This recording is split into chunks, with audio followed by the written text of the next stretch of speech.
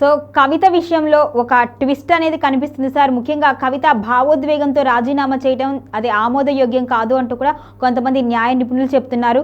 మొత్తానికైతే ఆమె mind game ఆడింది, ఆమె మాస్టర్ ప్లాన్ వర్కౌట్ అయ్యేలాగా చేసుకుంది అంటున్నారు. ఈరోజు చూసుకుంటే కొంతమంది సానుభూతి పరులు వెళ్ళి ఆమెను పరామర్శించారు. ఆమెకు మేము అండగా ఉంటాము అని మానసిక ధైర్యాన్ని ఇచ్చినట్టుగా తెలుస్తుంది.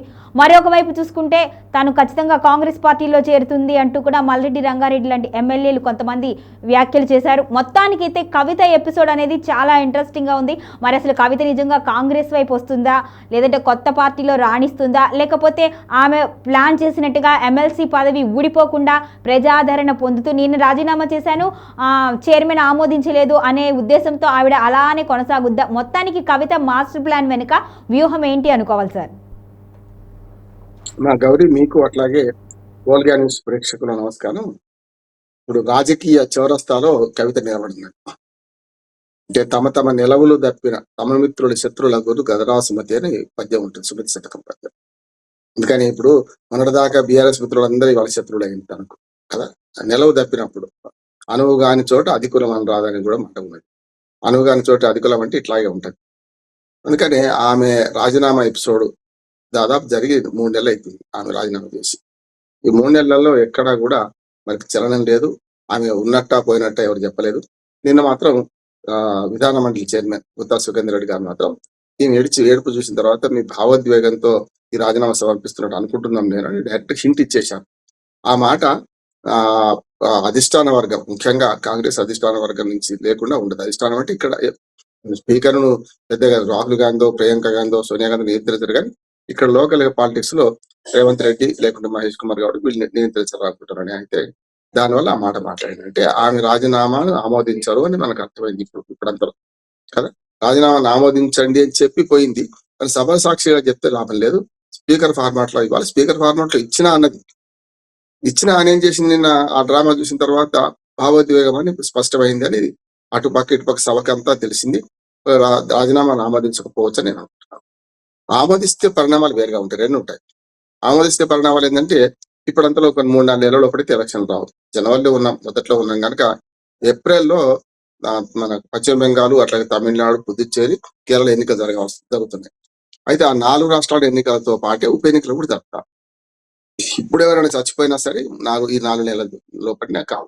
ఎందుకంటే అప్పుడు 2 నెలల క్రితమే జూబ్లీహిల్స్ ఎన్నికలు కూడా దేశవ్యాప్తంగా పశ్చిమ బెంగాల్ ఎన్నికలతో కలిపి, మన బీహార్ ఎన్నికలతో కలిపి చేశారు కనుక సమస్య లేదు. ఏప్రిల్లో అట్లా వస్తాయి. ఆ వచ్చినప్పుడు ఎలక్షన్స్ వచ్చే లోపల మరి అజరుద్దీన్ పదవి కాలం కూడా అయిపోతుంది కదా. ఇవన్నీ లింక్ ఉన్నది ఒకదానికోటి. అందుకని అజరుద్దీన్ పదవి కాలం కూడా మనకు 6 నెలల లోపల ఏదైనా చట్టసభకి ఎన్నిక కావాలి. ఇక్కడ ఎమ్మెల్సీ స్థానాలు ఖాళీ లేవు కనుక ఖాళీ చేయాలనుకుంటే ఒక పద్ధతి ఉంటుంది, లేదనుకుంటే ఒక పద్ధతి ఉంటుంది. ఇప్పుడు ఈమె పదవులే ఉంచే కాంగ్రెస్ పార్టీ ఏమనుకుంటుంది అంటే పదవులు ఉంచే రోజు ఒక చాకిరేవు పెట్టేస్తే కేసీఆర్ చుట్టూన్న భజన పనుల మీద, కేసీఆర్ అన్యాయాల మీద, నాయకుల మీద, ముఖ్యంగా అంటే మన ట్రబుల్ షూటర్ అని, బబుల్ షూటర్ అని వాళ్ళ భావన ఉంటుంది కదా. అట్లాగే అన్న తండ్రిని తప్ప అందరినీ ఏకిపారేస్తుంది. ఈ రోజు చాకిరేవు అని పేరు పెట్టింది. రోజు ఈ చాకిరేవు పెట్టుకుంటే రోజు నడుస్తుంటది కదా. రోజు తిట్టడం, అవినీతి బీఆర్ఎస్ లో అవినీతి తీయడం, అప్పుడప్పుడు సన్నాయి నొక్కులు నొక్కుతూ కాంగ్రెస్ పార్టీని కూడా మాట అనడం. అంతే. అంటే ఏమంటారు, నేను దూరంగా ఉన్నా అని చెప్పి. అందుకని రాజకీయ చౌరస్తా ఎందుకంటున్నానంటే ఆమె బీజేపీలో చేరదు. ఎందుకంటే బీజేపీ వాళ్ళే నన్ను జైల్లో పెట్టారంటున్నాను.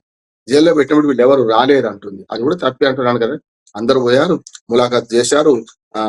హరీష్ రావు గాని, కేటీఆర్ గాని, సొంతంగా మనకు మహిళా మాజీ మంత్రులు సత్యవతి రాథోడ్ గాని, మనకు సబితా ఇంద్రారెడ్డి గాని అందరూ పోయారు. ఆ సమస్య లేదు, అది రుజువు కూడా ఉంది. కనుక ఆమె ఆరోపణలు సరైన కావనే సంగతి ఆమెకు కూడా తెలుసు. కానీ ఏదో చెప్పాలి కదా అని చెప్తుంది అంటున్నాడు. ఇక నిన్న ఆ ఎపిసోడ్ అయిపోయిన తర్వాత ఇవాళ కూడా కొందరు సానుభూతి పనులు కలిసి వచ్చారంటే నేనైతే పేటీఎం బ్యాచ్ అంటున్నాను. ఎందుకంటే చాలా మంది గతంలో షర్మిల గారిని కూడా చాలా మన అందరాలకి ఎక్కించి, పైకి ఎక్కించి, మునగ చెట్టు ఎక్కించి కింద పడేశారు. ఆమె వెంబడి పేర్లు చెప్పను కానీ కొందరు సీనియర్ నాయకులు 2-3 అయితే అసలు ఆమె వెంట తిరిగేవాళ్ళు. చివరికి వాళ్ళందరూ కాంగ్రెస్ పార్టీలో చేరింది చూసాం మనం. అక్కడ పార్టీ అధ్యక్షురాలు అయిన తర్వాత మమ్మల్ని ముంచింది, మా రాజకీయ భవిష్యత్తు నాశనం చేసింది అని కూడా అనేవాళ్ళు ఉన్నారు. ఆకాశానికి ఎత్తిన వాళ్ళే కిందికి తోసేశారు. అందుకని శ్రీశ్రీ గారి ఒక కవిత నాకు గుర్తొస్తుంది ఇట్లాంటివి చూస్తే. అంటే నిప్పులు చిందుతూ నిగ్గికెగిరితే నిబిడాచర్యంతో మీరు నెత్తురు కక్కు నేల రాలితే నిర్దాక్షిణ్యంగా నీరే అని అంటాడు. అంటే అందరాలు ఎక్కినప్పుడు అందరు ఏమీ కనపడదు మనకు, కింద పడ్డప్పుడు మాత్రం వాళ్ళే తొక్కి పడేస్తారు. అందుకని రాజకీయాల్లో సహజం. అట్లా అని మహిళలు రాణించలేదా రాజకీయాల్లో అంటే ఒక ఇందిరాగాంధీ చెప్పుకోవచ్చు. నిజంగా చెప్పాలంటే ఇందిరాగాంధీకి ఎంత కష్టాలు వచ్చినాయి అప్పుడు. నిజలింగప్ప అలాంటి మన మొరార్జీ దేశాయ్, చరణ్ సింగ్ తిరగబడ్డప్పుడు కామరాజు నాడాలని పనిచేసింది.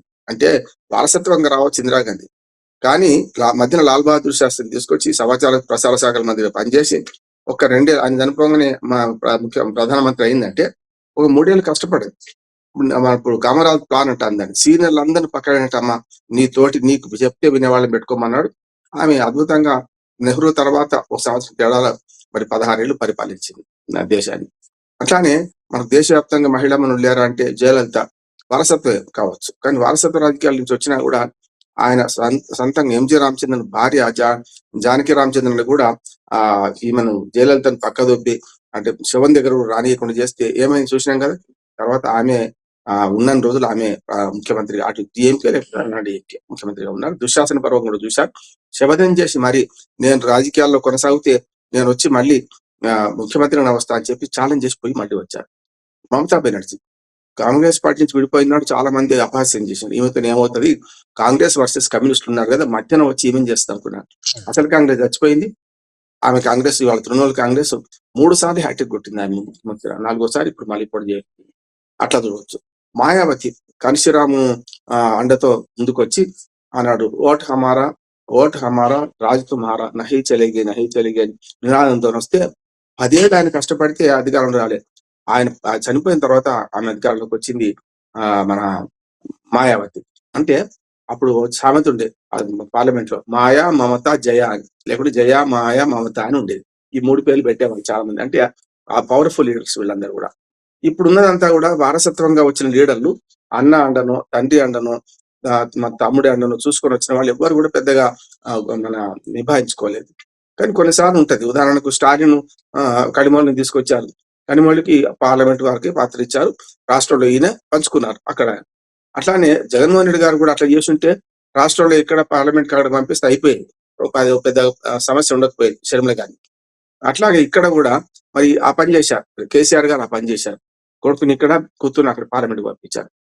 పార్లమెంట్ పంపిస్తే ఏమైంది, ఆ పరిచయాలతో లిక్కర్ కేసు అయిపోయింది చూసినాం. ఇప్పుడు ఎమ్మెల్సీ ఉండి కూడా అంత కష్టపడాల్సి వస్తుంది.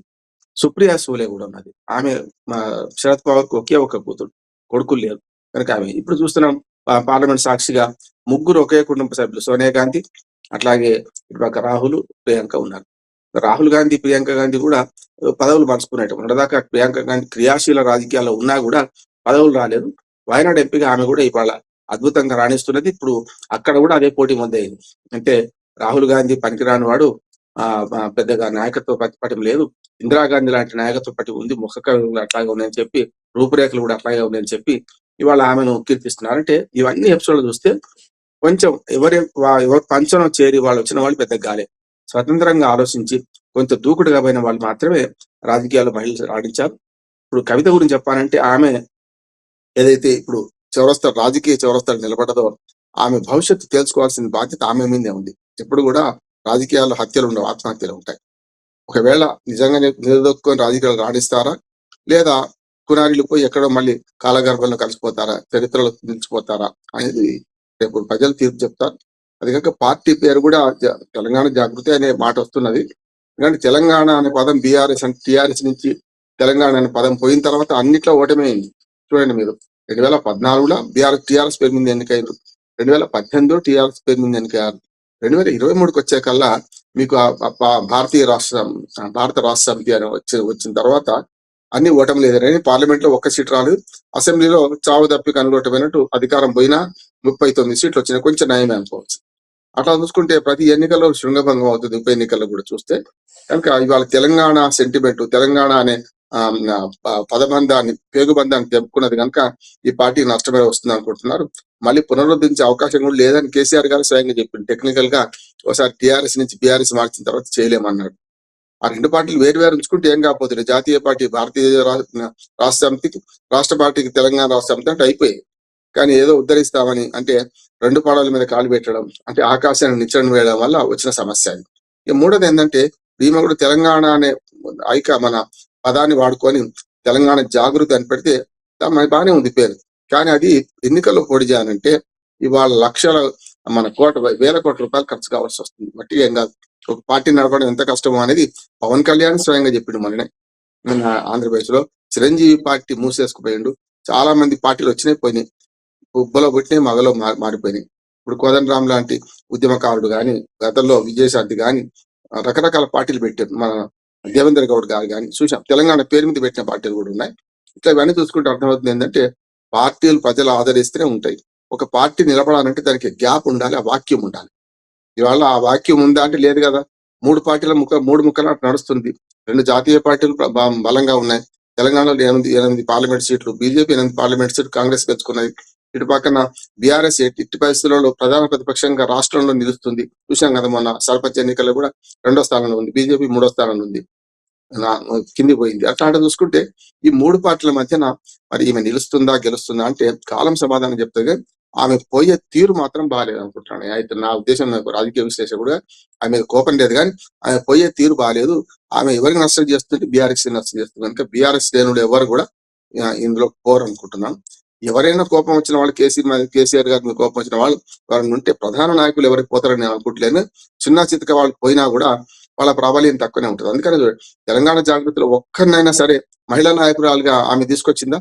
ఆమె తప్ప తెలంగాణ జాగృతి అనుకుందాం, ఒక్కరు కూడా ఆమెకు కనీసం ఆ పేరు పక్కన ఇంకో పేరు పెట్టడానికి కూడా వీల్లేని పరిస్థితి వచ్చింది కదా. కేసీఆర్ గారు ఎట్లా నియంత్రణం అయినా సరే అందరిని వాడుకున్నాడు, అందరిని కూడా మా అవతల వాడి పార్టీలో కూడా చేర్చుకున్నాడు.